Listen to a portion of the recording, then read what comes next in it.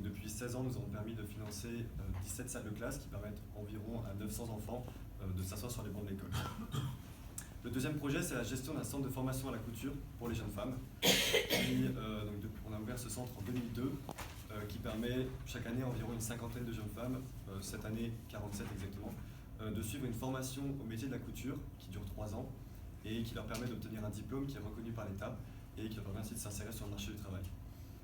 À travers ce centre, on a pour ambition sur les années à venir de promouvoir l'entrepreneuriat féminin, puisque ça fait quelques années que certaines de nos diplômés créent leur propre atelier de couture à la sortie, et on a pour ambition de les accompagner dans cette démarche. On a mis en place, il y a 2 ans, des bourses au mérite, par exemple, à la sortie du centre pour les plus méritantes, qui leur permet de s'insérer, de créer leur propre atelier de couture, et ainsi de créer des emplois au Burkina Faso. Le troisième projet de l'association, il se passe ici, en France, à Lille, puisque nous faisons de la sensibilisation, que ce soit auprès des enfants dans les écoles de la métropole lilloise, ou auprès des adultes, comme avec cette conférence ce soir, ou encore l'organisation d'un repas insolent pendant la semaine de la solidarité internationale. Pour conclure cette présentation, je m'arrêterai sur un mot qui est le développement participatif, et qui est en fait aujourd'hui la valeur phare de l'association, puisque nous essayons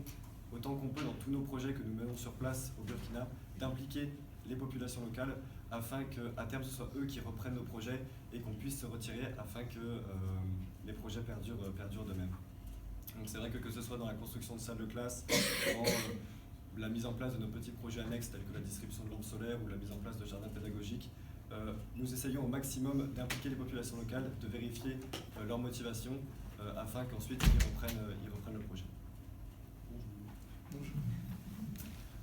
Donc voilà pour l'association. Je vais chercher les différents intervenants.